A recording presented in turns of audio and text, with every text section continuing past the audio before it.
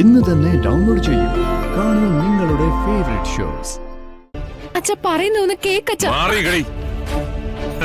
മഹേന്ദ്രനെ തടയാൻ മാത്രം മക്കള് വളർന്നോ എന്നാ അതൊന്ന് കാണണമല്ലോ.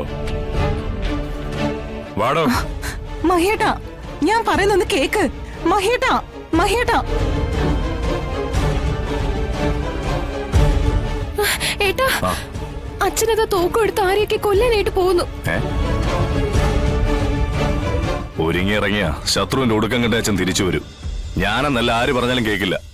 ശിവേട്ടാ പ്ലീസ്, ഏതെങ്കിലും രീതിയിൽ തടയാൻ നോക്ക്. സുഖമില്ലാതിരിക്കുന്ന ആളല്ലേ. ചേട്ടനൊന്ന് വന്നേ. വിട് വിട്, ഞാൻ വരാം. മഹേട്ട വേണ്ട, പറയുന്നൊന്ന് കേക്ക്. ദേ, ഇത് ഞാൻ തന്നു വിടില്ല. ബലമായി ഇതും കൊണ്ട് പോകാനാണ് ഭാവമെങ്കിൽ നിങ്ങൾ തിരിച്ചു വരുമ്പോ എന്റെ ശവമായിരിക്കും കാണുന്നത്. ഇങ്ങോട്ട് താ. ഈ തോക്കല്ലേ നിനക്ക് പിടിച്ചടക്കി വെക്കാൻ പറ്റൂ?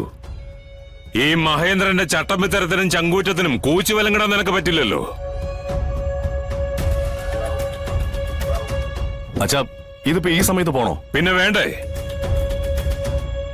എന്നെ തകർത്തിട്ട് അവൻ അങ്ങനെ പ്ലാമൂട്ടിലെ വീട്ടിനകത്ത് രാജാവിനെ പോലെ സപ്രമഞ്ചത്തിൽ ഞെളിഞ്ഞു കിടക്കണ്ട. ഒന്നുകിൽ ഞാൻ, അല്ലെങ്കിൽ അവൻ. നീ വരുന്നുണ്ടോ? വരുന്നുണ്ടെങ്കിൽ വന്ന് വണ്ടി കയറ്. പിന്നെ തിരിച്ചിങ്ങോട്ട് ഈ രീതിയിൽ വീട്ടിൽ വന്ന് കയറുന്നുള്ള പ്രതീക്ഷയൊന്നും വേണ്ട. കേറാൻ യോഗം ഉണ്ടെങ്കിൽ വന്ന് കേറും.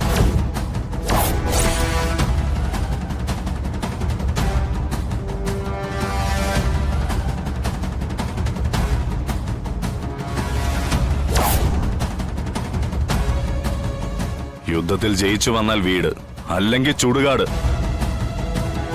ഇത് അച്ഛൻ തന്നെ പറഞ്ഞു പഠിപ്പിച്ചെന്ന വാചക.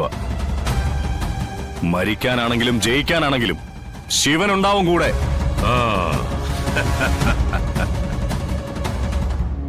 പ്ലാമൂട്ടിൽ കുടുംബത്തിന് നിലയ്ക്ക് നിർത്താൻ മഹേന്ദ്രന് ആയുധമൊന്നും വേണ്ടടി.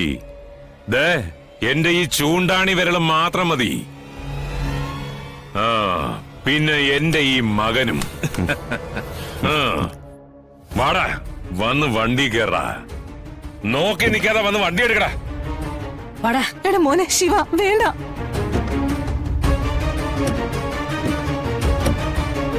എടാ ശിവ, എന്തൊക്കെയാണ് ഇവിടെ നടക്കുന്നത്? ഞാനിപ്പോ പോകുന്നത് അച്ഛന്റെ ഒപ്പമാ. പക്ഷേ ഞാൻ തിരിച്ചു വരുമ്പോ എന്റെ കൂടെ ആയിരിക്കും അച്ഛൻ.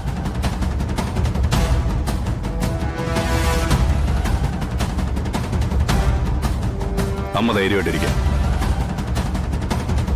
മോനെ,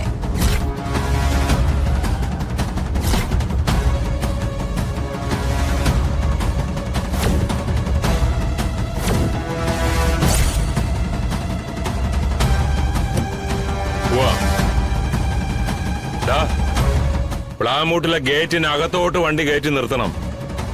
ഗേറ്റ് അടച്ചിട്ടിരിക്കുകയാണെങ്കിൽ ഇടിച്ച് തകർത്ത് അകത്തോട്ട് കയറ്റി നിർത്തണം. നമ്മുടെ ഈ വരവില് അവനൊന്ന് ഞെട്ടണം. വണ്ടി എടുക്കടാ.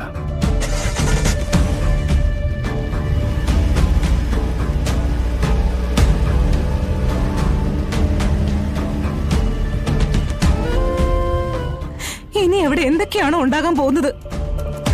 ഓർത്തിട്ട് ചങ്ക് കത്തുക. ഈശ്വര.